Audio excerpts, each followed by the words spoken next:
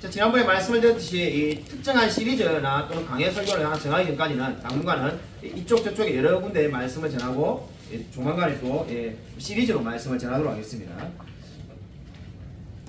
시편 11편 1절부터 7절입니다. 구약성경 810면이 되겠습니다. 구약성경 810쪽 시편 11편 1절부터 7절까지를 제가 한 절, 성도님들이 한 절 교독하도록 하겠습니다. 구약성경 810면에 있습니다.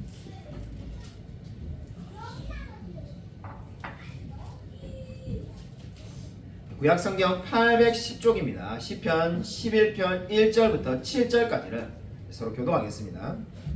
내가 여호와께 피하였거늘 너희가 내 영혼에게 새같이 내 산으로 도망하라 하면 어찌함인가. 이는 활을 당기고 화살을 시위의 떡이며 마음이 가는 자를 어두운 데서 소령하느니라. 터가 무너지면 의인이 무엇을 하랴. 여호와께서는 그의 성전에 계시고 여호와의 보좌는 하늘에 있으며 그의 눈이 인생을 동촉하시고 그의 안목이 그들을 감찰하시도다. 여호와는 의인을 감찰하시고 악인과 폭력을 좋아하는 자를 마음에 미워하시도다.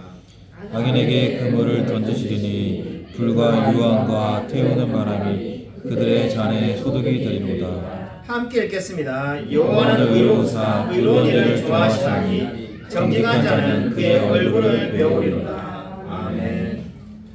우리 설교 제목은 하나님께로 피하라입니다.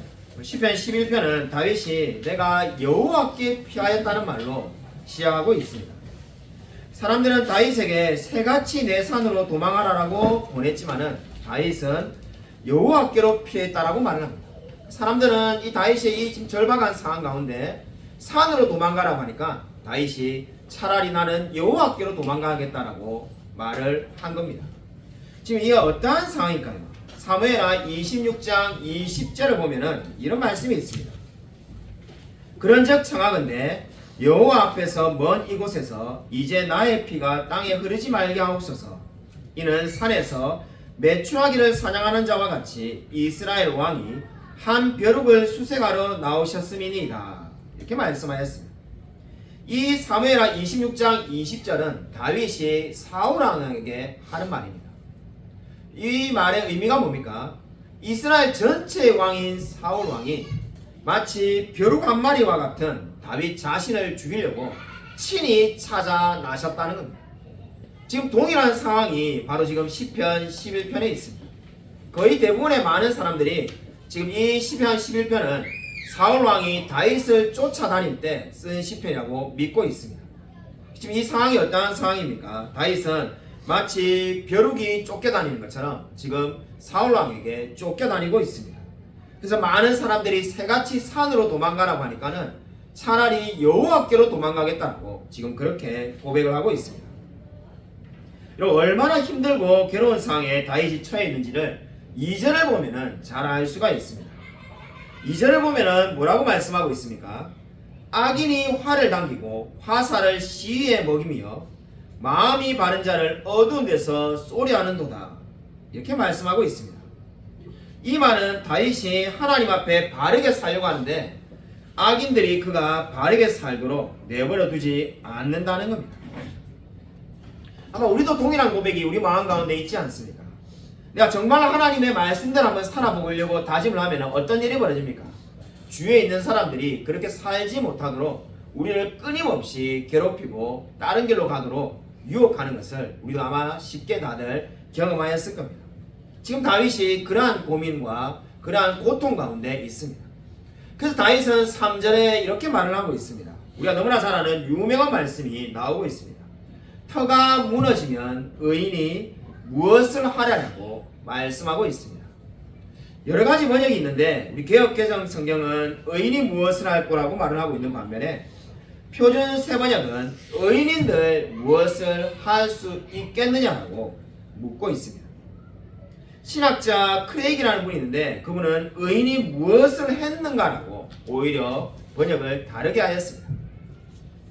저는 개인적으로 우리 개역개정 성경을 번역을 지어가는데 한마디로 터가 무너지면 의인이라도 할 수 있는 것이 이제 아무것도 없다는 의미의 말씀이 되겠습니다. 근데 문제는 이 3절의 말을 지금 하는 사람을 누구로 보느냐는 겁니다.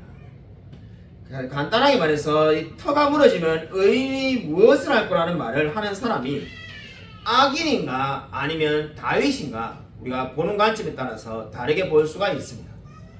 터가 무너지면 이 지금 무엇을 할 거라는 말을 만약에 다윗이 하고 있으면 어떻게 되겠습니까? 탄식을 하고 있는 거죠. 터가 무너지는데 이제 의인이 뭐가 할 수 있는 게 있겠습니까? 탄식하며 이 자도스킨 고백을 하고 있다고 해석할 수도 있습니다. 악인이 이 말을 하게 되면 어떻게 되겠습니까? 한마디로 악인이 지금 다윗을 쫓아다니면서 놀리고 있는 겁니다. 터가 무너졌는데 다윗 너 주제에 너가 뭔들 할 수 있겠는가? 지금 이렇게 말을 하는 상황으로 이해할 수가 있습니다. 저는 지금 이 말을 악인이 한 것이라고 믿고 있습니다. 그러니까 이 악인들이 바로 사울 왕이 다윗을 쫓아가면서 어떻게 말을 하는 겁니까? 너가 있을 터가 없는데 너는 뭐 어떻게 할 수 있겠느냐라고 지금 묻고 있는 겁니다. 한마디로 다윗은 지금 아무도 자기를 돌봐주는 사람이 없는 그러한 상황 가운데 삶을 살아가고 있습니다. 여러분 인생에 이렇게 정말 나 홀로 서 있다는 이 절박감 가운데 살아본 적이 있습니다. 그렇다면 아마 절로 하나님을 의지하고 하나님께 기도할 수밖에 없을 겁니다. 제가 중국 심천에 있는 이하평 목사님 교회 이 성도들에게 매달 이 줌으로 지금도 강의를 하고 있습니다. 정말로 오래전에 인연을 맺어가지고 정말로 이 개척하자마자부터 설교를 하러 심천에 갔었는데 정말 몇 년째 수년간 계속 말씀을 전하고 있습니다. 지난주에 이번 주 월요일에도 제가 이게 강의를 했었는데 기도 제목을 요청을 해왔습니다. 그 기도 제목이 참 마음에 안타까웠는데 현재 고정적으로 예배를 드릴 수 있는 장소가 없다고 합니다.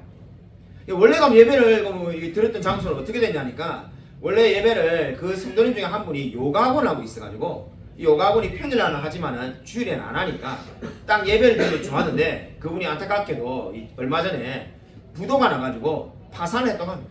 그러니까 그 장소가 이제 없어졌으니까 그 장소를 이제 팔았으니까 장소가 없으니까 다른 장소를 구하려고 하는데 중국의 최근의 정책이 그런가 봅니다.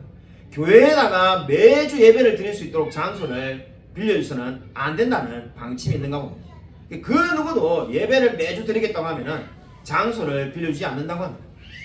이하평 목사님 교회에서 어쩔 수 없이 이 성도들 집을 이제 한 달 중에 2주는 성도들의 집을 이렇게 돌아가면서 그 예배를 드리고 근데 성도들도 다 집을 오픈하기 부담스러워하기 때문에 나머지 2주는 이제 갑자기 뭐 사무실을 빌린다든가 또는 어떤 장소를 빌리는데 사무실을 빌리는 돈도 굉장히 비싸다고 합니다. 한 주를 빌렸어도 단번에 몇 시간을 빌렸었는데도 한국 돈으로 몇십만 원 달라고 합니다. 근데 그러한 장소조차도 만약에 계속 매주 빌리겠다 이래 말하면은 그 누구도 그렇게 허용하지 않는다고 합니다. 근데 이제 잠시 한 번을 이렇게 예를 들면 오늘 우리 주일날 3시간 쓰겠습니다 하면은 허용을 해요. 근데 그 다음에는 이제 안 되니까는 또 다른 장소를 빌려야 되기 때문에 지금 매주마다 각기 다른 장소에서 지금 예배를 드리고 있다고 합니다. 여러분 한번 상상을 해보십시오. 오늘 우리가 지금 여기서 예배를 드리는데 지금 이게 얼마나 감사한지 모릅니다.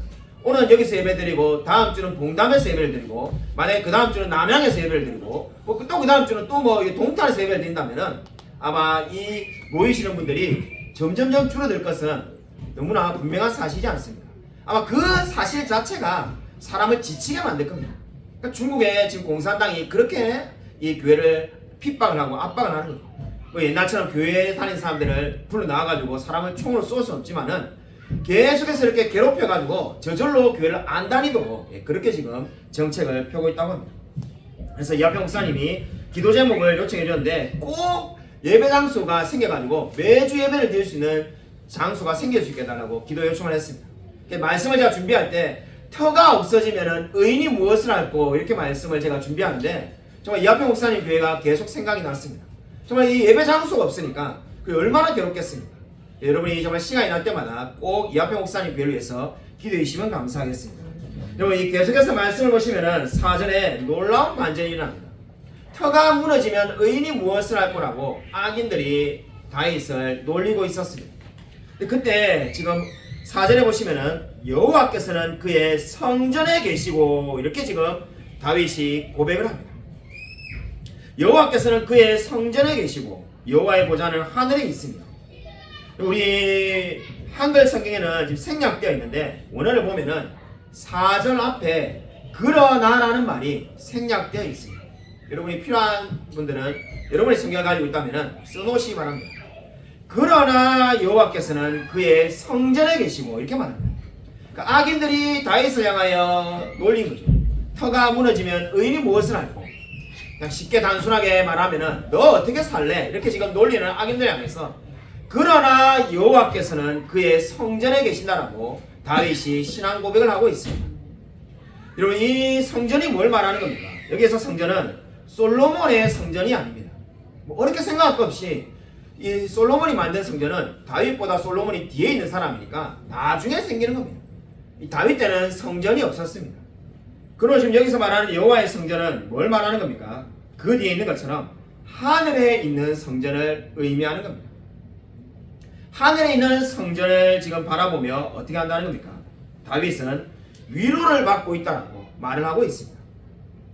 눈에 보이지도 않는 하나님의 성전, 눈에 보이지도 않는 하나님을 바라보며 지금 위로를 받고 있다고 다윗은 고백을 하고 있는 겁니다. 어떻게 그렇게 가능할까요? 그 이유는 바로 하나님께서 지금 어떻게 하신다는 겁니까?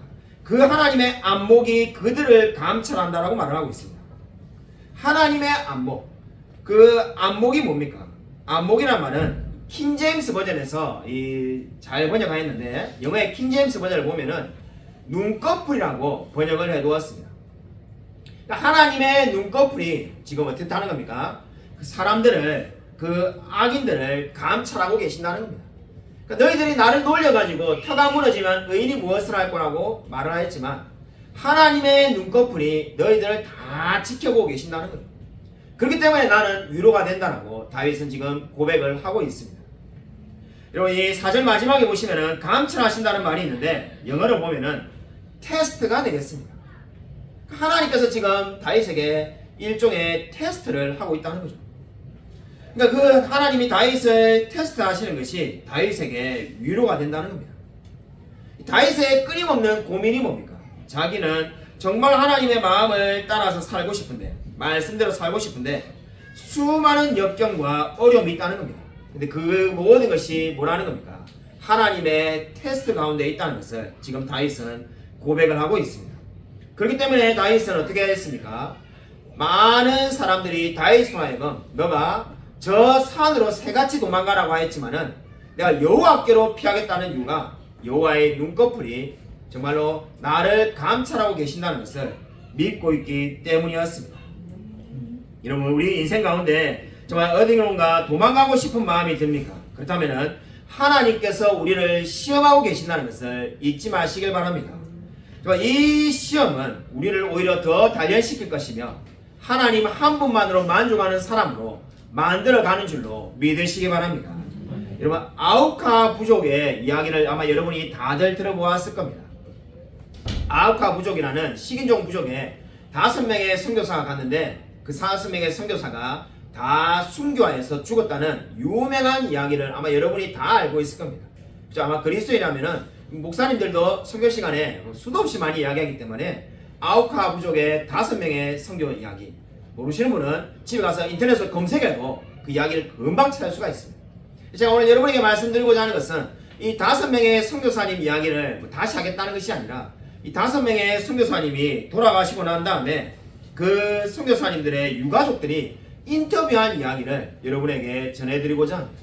이 5명의 선교사님이 돌아가시고 난 다음에 그 기자들이 그 가족들에게 이제 인터뷰를 하였습니다. 왜 하나님은 이렇게 신실한 5명의 선교사님이 죽도록 내버려 두셨을까요? 얼마든지 하나님이 원하시면은 구출해 줄 수 있지 않습니까? 라고 물었다고 합니다. 그때 이 유가족 중에 한 분이 이렇게 대답했다고 합니다. 하나님께서는 그들이 하나님을 부인할 수 있는 죄를 짓는 위기에서 구원해 주셨다라고 믿습니다. 여러분, 이 고백이 무엇을 의미합니까? 정말 하나님을 부인할 수 있는데, 왜냐하면 삶에 정말 죽을 수 있는 위기 가운데서 어떻게 될 수 있습니까? 하나님을 부인할 수가 있지 않겠습니까? 근데 그렇게 되지 않도록 하나님이 순교하도록 허락하셨다라고 그렇게 고백을 한 겁니다. 여러분, 너무나 대단한 고백이지 않습니까? 누가 자신의 가족이 죽었는데 정말 순교하였는데 하나님을 부인할 수 있는 위기에서 오히려 하나님이 구출해 주셨다라고 고백할 사람이 얼마나 많겠습니까? 근데 그 유가족들이 바로 그렇게 고백을 하였습니다. 그래서 그 모든 이 놀라운 고백이 무엇을 의미하는 겁니까? 동일한 사건을 가지고도 정말로 바라보는 관점이 완전히 다르다는 것을 보여주는 대표적인 이야기가 되겠습니다.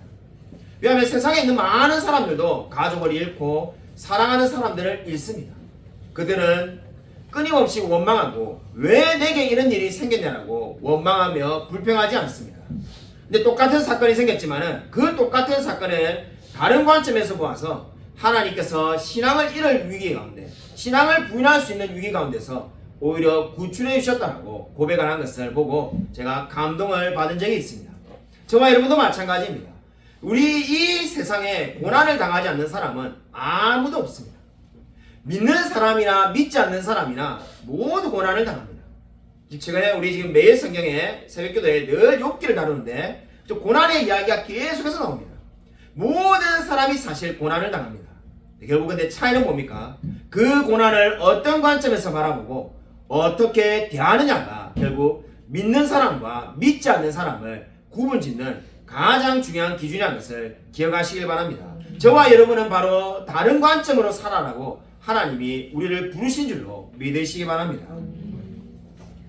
자, 이번 지난주에 2주 전쯤의 일인데 정말로 사람들이 보는 관점에 따라서 정말로 모든 것이 다르구나 하는 것을 느꼈던 이 한 사건이 있습니다. 2주 전쯤에 교회 출근하는데 자, 그날따라 좀 일찍 출근해서 이 사람들이 그렇게 많지 않은 시간에 좀 일찍 나왔습니다. 그래서 교회로 일찍 걸어오고 있었는데 8시도 최대 제정이 전에 8시쯤에 이렇게 이 교회 근처까지 왔는데 여러분 이 최근에 보시면은 이 교회 근처에서 여기 일지구에 보시면은 그죠 은행나무 잎이 많이 떨어져 가지고 아마 다들 아실 겁니다. 이 저쪽에 보시면은 은행나무 잎이 막 가득 차가지고 저기 보시면 그 꿈의 교회 있는 데쯤에서부터 이 우리 교회 쪽으로 이렇게 걸어온 데 보면은 은행나무 잎이 다 깔려가지고 바닥이 보이지 않을 정도로 은행나무 잎이 이쁘게 깔려져 있던 그런 시기가 있었습니다.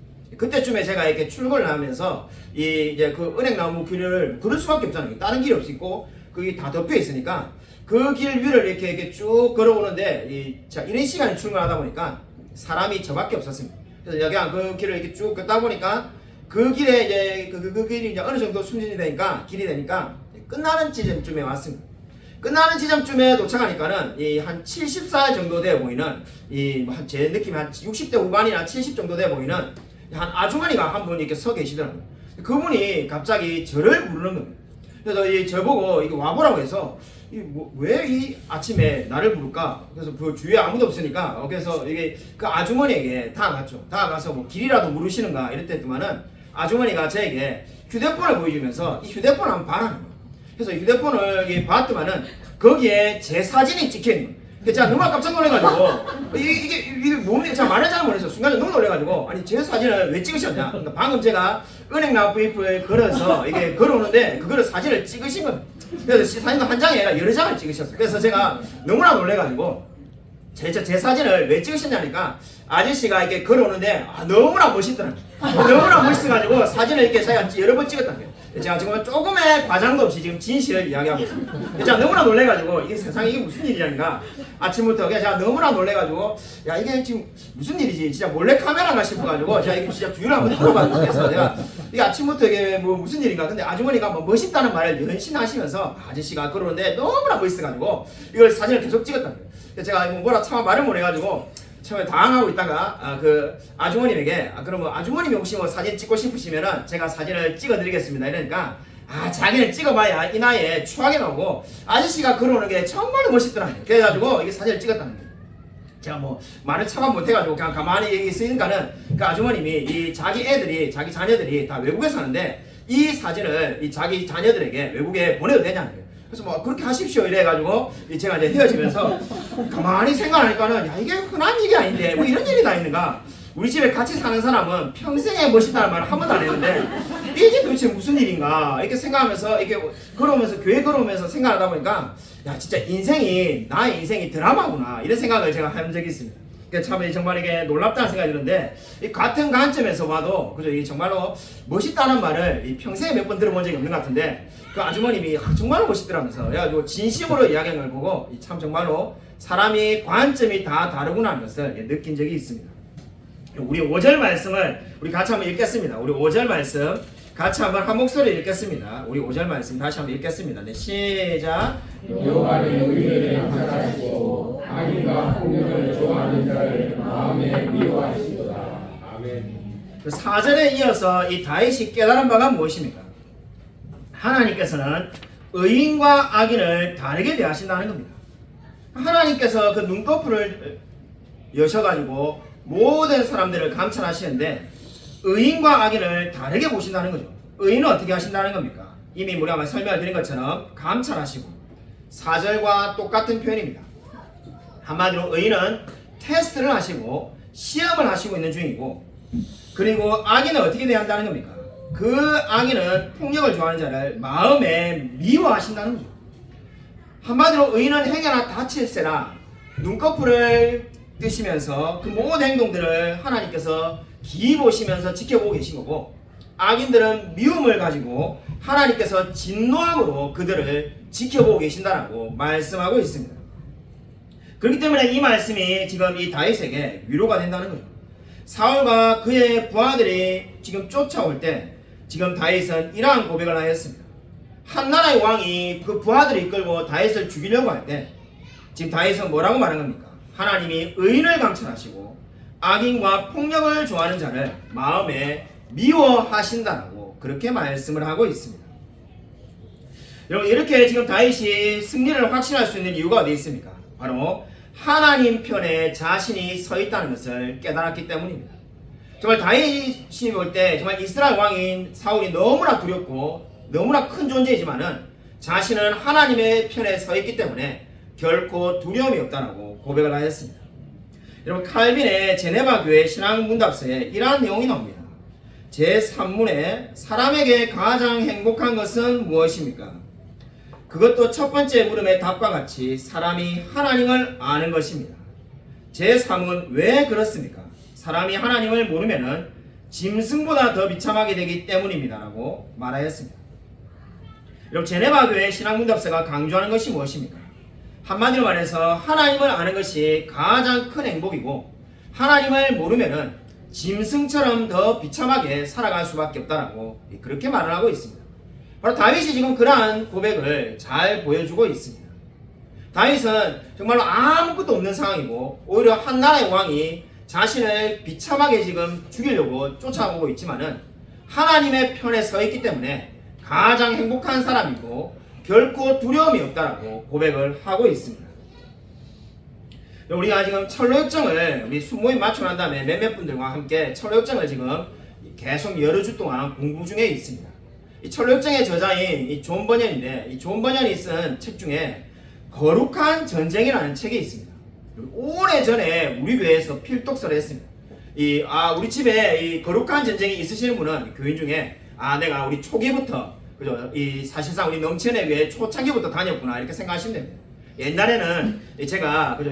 열심히 특심이라서 한 달에 한 권씩 책을 읽으라고 하고 이 책도 우리 교회에서 사주거나 제가 사드린 게 아니라 자비로 사가지고 우리가 이게 막 읽었던 적이 있는데 그때 이 존 버년의 거룩한 전쟁이라고 이 두꺼운 책을 읽었던 적이 있습니다. 이 존 버년의 거룩한 전쟁을 보면은 그 거룩한 전쟁이 맨소울이라는 도시에서 일어난 이야기를 다루고 있습니다. 맨소울이라는 도시에는 거인 디아블로스가 있는데 거기에 임마누엘 왕자가 바로 맨소울 도시를 이제 정복하려고 하고 있습니다. 그래서 이름에서 여러분이 다 추측할 수 있는 것처럼 맨소울이라는 이름이 바로 뭘 보여줍니까? 바로 우리 인간의 영혼을 보여주는 거고 그 지금 맨소울을 다스리고 있는 디아블로스가 사탄을 의미하는 겁니다. 임마누엘이라는 왕자가 바로 예수 그리스도를 의미하는 거죠. 이 존버의 책은 이름만 알면은 사실 내용이 다 보입니다. 네, 그래서 그 내용 그대로 지금 하는데 맨소울에는 5개의 성이 있는데 기문, 눈문, 코문, 입문, 감각문 이렇게 5개가 있습니다. 우리 인간에 가지고 있는 그 5성을 그대로 의미하는 겁니다.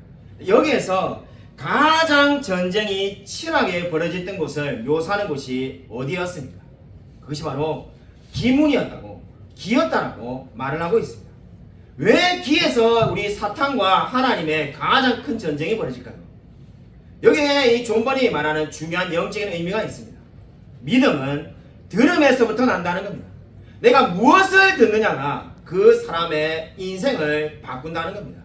냄새를 맡거나 눈으로 보는 것보다 더 중요한 것이 바로 무엇을 듣느냐가 그 사람의 인생을 좌우한다라고 여러분 믿으시길 바랍니다. 저와 여러분이 왜 매주 나와서 하나님의 말씀을 듣습니까? 말씀을 듣지 않고 세상의 많은 이야기를 들으면 들을수록 어떻게 되겠습니까? 저와 여러분이 세상을 닮아가는 사람이 될 수밖에 없음을 이야기하고 있습니다. 왜 똑같은 학교를 졸업하고 똑같은 환경을 살아가는데 한 사람은 하나님을 믿게 되고 한 사람은 전혀 하나님을 믿지 않게 되는 것일까요? 그 차이가 바로 존 버녀는 무엇을 듣느냐에 달려있다고 말을 하고 있습니다. 여러분, 하나님의 말씀을 사모하며 하나님의 말씀을 들으시기를 바랍니다. 여러분은 매일 무엇을 들으면서 살아가고 있습니까? 여러분이 듣는 것이 여러분의 신앙을 변화시킬 수 있다는 것을 여러분이 기억하시기 바랍니다. 여러분, 내가 무엇을 듣든지 무엇을 하든지 괜찮다라고 생각하는 분은 이 시편 11편의 말씀을 잘 기억하시길 바랍니다. 오늘 하나님께서는 저와 여러분의 모든 것을 감찰하신다고 분명히 말씀하고 있습니다. 여러분, 그렇기 때문에 우리가 죄를 짓고자 하는 마음이 생길 때마다 정말 이 말씀을 한번 기억해 보시기 바랍니다. 하나님은 나의 모든 것을 지금도 감찰하고 계십니다. 그렇기 때문에 우리가 어떻게 해야 하는 겁니까? 정말 하나님 앞에 늘 서 있는 마음으로, 우리가 흔히 코람데오라고 말을 하는데 나의 모든 삶이 하나님 앞에 서 있음을 기억하시길 바랍니다. 여러분의 인생 가운데서 아마 살다 보면은 누군가 한 번쯤은 어디론가 도망가고 싶은 마음이 들 때가 있을 겁니다. 정말로 가정도 힘들고 직장도 힘들고 내 몸도 힘들고 정말 모든 것을 다 포기하고 다 버려버리고 정말 다른 데 어디 가서 새 출발하고 싶다 이런 생각을 하는 사람들도 있을 겁니다. 저하고 우리 박정 사모가 벌써 이제 언제 갔었느냐 싶을 정도로 오래된 이야기인데 우리가 오래전에 우리가 아일랜드에 갔던 적이 있습니다. 그때 가기 전에 우리 마지막으로 우리 처형집에 모여가지고 이제 우리가 이제 가니까 몇 년 뒤에 올지 모르니까 이렇게 이제 식사를 할 때 우리 박정 사모의 친척이죠. 이 친척의 이 따님이 이제 있었습니다. 저한테 이게 뭐 촌수로 처제가 되는 건데 박정 사모의 고모의 이 딸이 그 당시 20대 초반이었는데 같이 이렇게 합석해서 식사를 하는데 자기는 딱히 지금 한국에서 할 게 없으니까 자기도 이게 아일랜드에 따라가면 어떻겠냐 이렇게 하길래 그렇게 해라 이렇게 하고 우리는 먼저 아일랜드를 갔는데 막상 제가 가서 살아보니까 영어가 안 돼가지고 석 달 동안 제가 취업이 안 되고 막상 또 취업을 해도 계속해서 영어가 안 돼가지고 괴롭고 뭐 학교 청소, 화장실 청소, 신문 배달, 샌드위치 만들고 뭐 온갖 고생을 다 하니까 제가 가만히 든 생각이 우리 그 박정 사모의 친척이 와서는 그 정말 어린 나이에 너무 고생할 것 같다는 생각이 들어가지고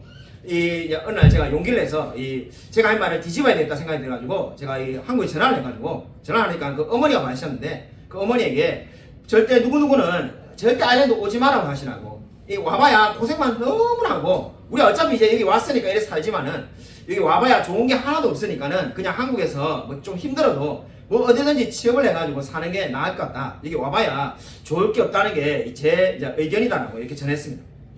그거를 말을 듣고 그 어머니가 이제 가지 마라고 해가지고 이 아일랜드 안 오고 한국에서 산 거죠.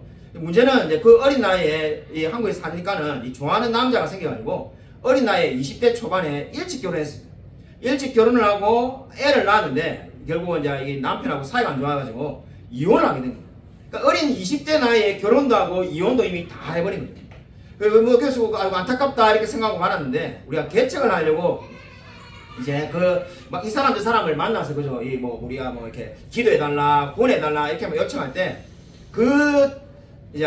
이 박정사모의 친척 그 자매님을 다시 또 만나게 된 거예요. 수년 만에 다시 만나게 됐는데 이 말을 하는 가운데 우리를 엄청나게 원망한다는 것을 알게 되었습니다. 이게 정말로 대놓고 그렇게 이야기를 했습니다.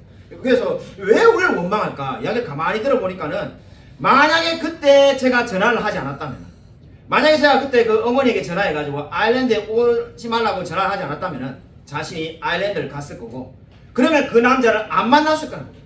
근데 그 남자를 안 만났으면은 이혼도 안 해도 되고 결혼도 물론 당연히 안 하고 그럼 자기 인생이 완전히 바뀌었어요.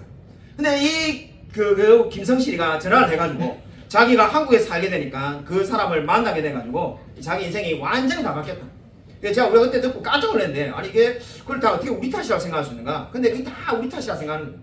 정말 그때 자기 인생이 다 바뀌었다 생각하는 거예요. 그래서 이거 뭐 어떻게 말할 수가 없어가지고 괴로웠는데 이 감사하게도 이 최근에 우리 그 박지영 사모의 그 고모부가 소천할 때 다시 만나니까 이 정말 신앙이 이제 좋아져가지고 그 믿음 안에서 그게 다 없어졌더라고요. 제가 걱정이 돼가지고 한번 이렇게 물으니까 뭐 그게 뭐 그렇게 생각해서 되겠냐는 듯이 오히려 이야기를 해가지고 아 이분이 이제 완전히 그 마음이 다 바뀌었구나 것을 알게 되어서 얼마나 감사한지 모릅니다.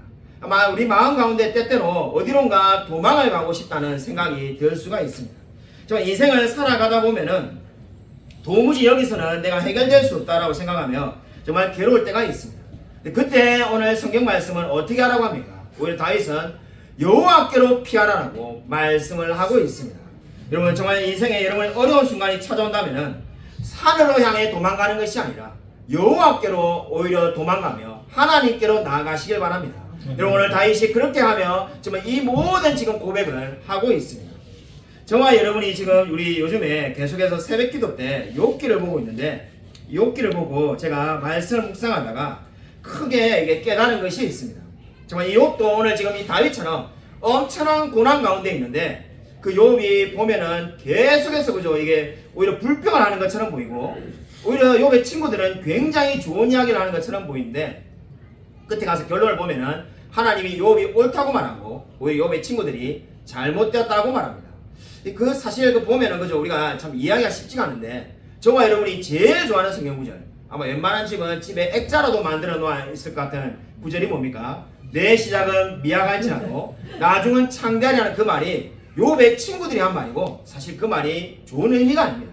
그 문맥상에서는 좋은 의미가 아닌데 우리가 그 말을 너무나 사랑해서 뭐 오늘 집에 가서 그 액자를 버리실 필요 없고 근데 이제 알고는 있어야 되니까 그 말이 욥이 한 말이 아니고 하나님이 한 말도 아니고 욥의 친구가 한 말인데 우리가 너무나 그냥 좋아하고 있을 뿐입니다. 욥의 친구들이 한 말을 보면 정말 주옥같이 좋은 말들이 많은 것처럼 보이지만은 어떻습니까? 실제로는 다 하나님이 인정하지 않는 말인데 왜 그럴까 이런 생각을 참 많이 한 적이 있습니다. 여러분 욥기 4장 7절을 한번 같이 한번 읽어보겠습니다. 욥기 4장 7절 같이 한 목소리 한번 읽겠습니다. 이 프린터에 나와 있습니다. 같이 한 목소리 한번 읽겠습니다. 네, 시작. 생각하여 보라 죄 없이 망한 자가 누구인가 정직한 자의 끊어짐이 어디 있는가. 우리가 욥기를 보면은 이 욥기 4장부터 27장까지 아마 성경에서 가장 긴 논쟁이 여기에 적혀 있습니다. 욥과 욥의 세 친구들의 엄청나게 긴 논쟁이 여기에 나와 있는데 여기를 보면은 우리가 어떤 생각이 듭니까? 사실 신앙이 없이 우리가 성경을 읽으면은 아마 안 믿는 사람들한테 읽으면은 욥이 더 잘못됐다라고 말하는지 모릅니다. 욥의 말을 보면은 굉장히 불평이 많고 제가 좀 전에 말한 것처럼 욥의 친구들 말을 보면은 굉장히 논리적인 합니다. 뭐 이게 다르게 표현한다면 세련되게 이야기를 합니다. 근데 욥의 친구들이 가지고 있는 이 논리를 보면은 일종의 3단 논법인데 첫 번째 전제가 뭡니까? 하나님은 늘 의로우시고 정직한 분이시라는 거죠. 두 번째로 하나님은 그렇기 때문에 의인에게는 복을 주시고 악인에게는 벌을 내리신다는 거죠. 똑같은 말이 오늘 지금 우리가 본 5절에 나왔습니다. 다윗이 의인은 감찰하시고 악인은 미움으로 대하신다 했죠. 그게 지금 욥의 친구들이 말하는 논리에 늘 들어있습니다. 세 번째로 그래서 말하는 결론이 뭡니까? 하나님은 정직하고 의로우시고 그 다음에 의인에게는 복을 주고 악인에게는 벌을 주기 때문에 나올 수 있는 결론은 욥 너는 죄를 지었기 때문에 이 많은 고통을 당하고 있다고 결론을 내릴 수밖에 없다는 거죠. 이것이 바로 욥의 세 친구가 계속해서 하는 말이 되겠습니다. 이 논리를 보면은 사실 다 맞는 말처럼 보이고 특별히 잘못된 것이 없어 보이는데 우리가 결론을 다 아는 것처럼 하나님께서 욥의 세 친구들의 말이 욥기 마지막을 보면은 잘못되었다고 말합니다. 근데 왜 잘못됐는지 사실 욥기에 이유는 나오지 않습니다. 그래서 저는 늘 이유가 없다라고 생각하며 그렇게 설교했는데 그 이유가 사실 알고 보면은 이미 이 욥의 친구들의 말에서 등장하고 있습니다. 생각하여 보라 죄 없이 망한 자가 누구인가 라고 지금 이 욥의 친구인 엘리바스가 한 말입니다. 근데 여러분 이 말을 보면은 이 말에 벌써 이미 무엇을 말하고 있습니까? 이 말에 바로 지금 죄 없이 망한 자가 누구인가라는 말은 죄 없이 망한 사람이 없다는 겁니다. 근데 죄 없이 망한 사람이 누가 되겠습니까? 그리스도입니다. 그러면 이 욥의 친구들의 말에 제일 큰 문제는 거기에 그리스도가 없다는 겁니다. 또 다른 문제도 물론 있는데 바로 이 욥의 친구들은 이 1장과 2장에 나오는 사탄이 한 말을 전혀 모르기 때문에 거기에는 사탄이 없습니다. 그러니까 사탄이 한 말이 없기 때문에 지금 이 모든 욥의 고난이 사탄의 요구로 이루어졌다는 것을 알지 못합니다. 그리고 욥의 친구들은 기다리지도 않습니다. 욥이 처음에는 불평하지만은 나중에는 어떻게 말합니까? 그가 나를 단련하신 이후에는 내가 정금과 같이 되리라고 나중에 위대한 고백을 합니다. 그렇게 근데 기다려줄 마음도 전혀 없습니다. 그보다도 더 중요한 이 욥의 친구들의 말의 문제는 바로 오늘 이 우리가 지금 읽은 이 말처럼 죄 없이 망한 자가 누구인가? 정직한 자의 끊어짐이 어디 있는가? 바로 그리스도께서 그렇게 하셨는데 이 친구들의 말에는 그리스도가 없습니다. 그러면 지금 이 욥의 친구들의 말을 보면 우리가 뭘 알 수가 있습니까? 아무리 좋은 이야기를 한다 하더라도 그리스도가 없으면은 하나님께서 욥기 마지막에 어떻게 평가하셨습니까? 욥의 친구들의 말에 화를 내셨다라고 성경이 분명히 말을 하고 있습니다. 그럼 우리가 정말 세상 사람들처럼 아무리 좋은 말을 우리 입에서 정말 청산유수처럼 구슬과 같이 그 정말 좋은 이야기들을 많이 쏟아낸다 할지라도 그리스도가 없는 이야기를 하나님이 결코 기뻐하지 않는다는 것을 우리가 알 수가 있습니다. 오늘 성경은 저와 여러분에게 무엇을 말씀하고 있습니까? 정말 우리가 고난을 당한다면 하나님께로 피하라고 말을 하고 있습니다.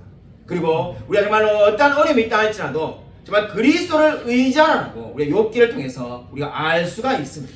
그리스도를 말하지 않는 그 모든 위로의 말은 아무런 의미가 없다는 것을 우리가 알게 됩니다. 여러분 오늘 다윗은 여호와께로 피하였다라고 고백을 하고 있습니다. 여러분 정말 마음 가운데 어디론가 도망가고자 하는 사람들은 그 어디를 가도 하나님을 피할 곳이 없다는 것을 기억하시길 바랍니다. 어느 곳을 가도 거기에 하나님이 계실 겁니다. 정말 우리가 아무리 정말 요나처럼 정말 다시스로 도망가려고 한들 거기에도 하나님이 계시다는 것을 기억하시기 바랍니다. 그러므로 저와 여러분의 인생을 차라리 하나님께 맡기십시오. 하나님께서 우리의 인생을 반드시 책임져 주실 줄로 믿으시기 바랍니다.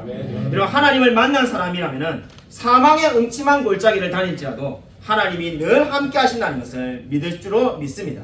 여러분 아무쪼록 하나님을 만나서 늘 하나님과 동행함으로 하나님께 영광 돌리며 살아가는 저와 우리 모든 성도님이 되시기를 주님의 이름으로 간절히 축원드립니다. 이 시간 우리 말씀을 생각하면서 주여 한번 크게 외치고 간절히 통성을 기도하겠습니다. 주여